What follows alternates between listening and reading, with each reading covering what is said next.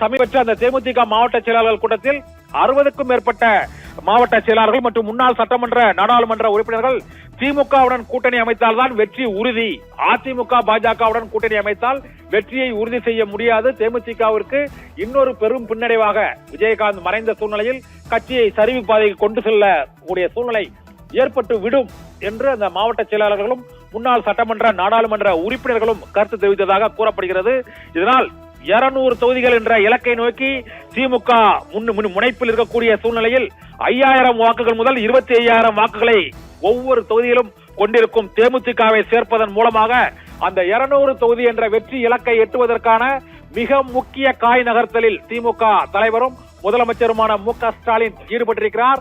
அமித்ஷாவுக்கு அதிர்ச்சி வைத்தியம் கொடுத்திருக்கிறார்.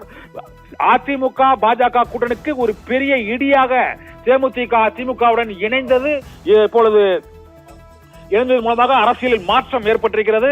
தொடர்ந்து தோல்விகளை சந்தித்து வரும் தேமுதிகவின் எதிர்காலத்தை கருத்தில் கொண்டு இந்த முடிவை பிரேமலதா விஜயகாந்த் எடுத்திருக்கிறார் என கருதப்படுகிறது. ஏனென்றால் கடந்த 10 ஆண்டுகளாக MP MLAக்களே இல்லாத ஒரு சூழ்நிலை உள்ள நிலையில் இப்போது பிரேமலதா விஜயகாந்த் திமுகவில் இணைந்திருப்பதன் மூலமாக இந்த 2026 சட்டமன்ற தேர்தல் கூட்டணியில் மிகப்பெரிய ஒரு திருப்பு முனை ஏற்படுத்தி இருக்கிறார்கள் என்றுதான் கூற வேண்டும். இங்கு பாரதிய ஜனதா கட்சியின் தேசிய ஜனநாயக கூட்டணியின் அரசியல் சாணக்கியராக வர்ணிக்கப்படும் அமித்ஷாவுக்கே அதிர்ச்சி வைத்தியம் கொடுக்கக்கூடிய வகையில் திமுக தலைவரும் முதலமைச்சருமான மு.க. ஸ்டாலின் தலைமையிலான அந்த அமைச்சர்கள் குழு, இங்கு ஏவாவேலு தலைமையிலான குழு தேமுதிகவுடன் அந்த பேச்சுவார்த்தையை வெற்றிகரமாக நிறைவு செய்திருக்கிறது. இது 2011ஆம் ஆண்டிலேயே பழம் நழுவி பாலில் விழும் என்று அப்போது மறைந்த முதலமைச்சர் கருணாநிதி கூறியதை அப்போது நிறைவேற்ற முடியாமல் போன சூழ்நிலையில் இப்போது அவரது மகனான திமுக தலைவர் மு.க. ஸ்டாலின் இந்த தேர்தலில் இப்போது பழம் நழுவி பாலில் விழுந்த கதையாக இப்போது அதிமுக கூட்டணிக்கு செல்லவிருந்த தேமுதிகவை அவர்கள் திமுக கூட்டணிக்கு இழுத்து வந்திருப்பது மிகப்பெரிய ஒரு அரசியல் நகர்வாக, ஒரு அரசியல் சாணக்கியத்தனமாக கருதப்படுகிறது.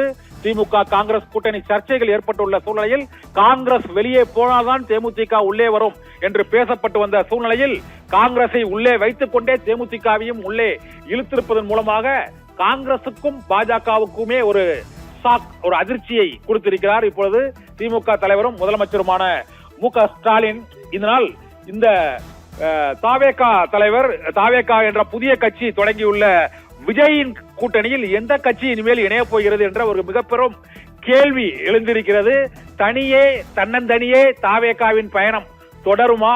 இந்த தேர்தலில் அவர்களுடைய நிலை என்ன ஆகும் என்ற கேள்வி எழுந்திருக்கிறது. அவர்களுடைய கடைசி நம்பிக்கையாக இருப்பதும் காங்கிரஸ் தான்.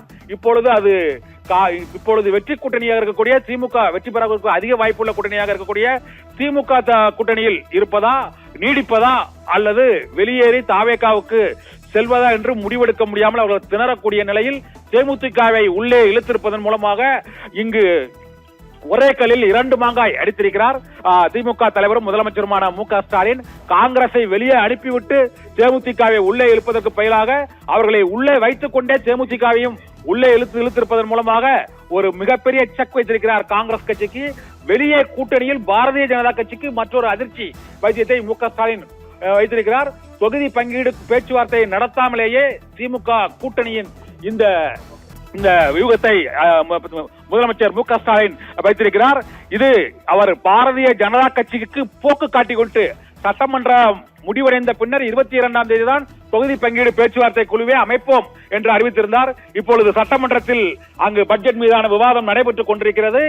இங்கு அறிவாலயத்தில் மற்றொரு அரசியல் வியூகத்தை அவர் நகர்த்தி வெற்றியை ஈட்டியிருக்கிறார். மற்றவர்களை கவனத்தை திருப்பிவிட்டு அங்கு அதிமுக சட்டமன்ற உறுப்பினர்கள் அமைதியாக சட்டமன்றத்தில் உட்கார்ந்திருக்கக்கூடிய சூழ்நிலையில் இங்கிருந்து அவர்களுக்கு வயிற்றை கலக்கும் ஒரு அதிர்ச்சி வைத்தியத்தை முதலமைச்சரும் திமுக தலைவருமான மு.க. ஸ்டாலின் அறிவாலயத்தில் இருந்து அந்த சிகிச்சையை ஆரம்பித்திருக்கிறார். தேர்தல் கூட்டணியில் ஒரு புதிய வியூகம், ஒரு புதிய சாணக்கியத்தனத்தை இங்கு மிகப்பெரிய ஒரு ஆர்கனைசராக திமுக தலைவர் மு.க. ஸ்டாலின் காங்கிரஸ் சர்ச்சைகளில் ஒரு அமைதி சிகிச்சை அளித்துக் கொண்டிருக்கிறார். காங்கிரசுக்கு மற்றொரு வகையில் தேமுதிகவை இழுத்து இப்போது பாரதிய ஜனதா கூட்டணிக்கும் ஒரு பேரிடியை இந்த தேமுதிகவை இழுத்திருப்பதன் மூலமாக திமுக தலைவர் மு.க. ஸ்டாலின் இந்த கூட்டணி சமன்பாட்டை நிறைவு செய்திருக்கிறார்.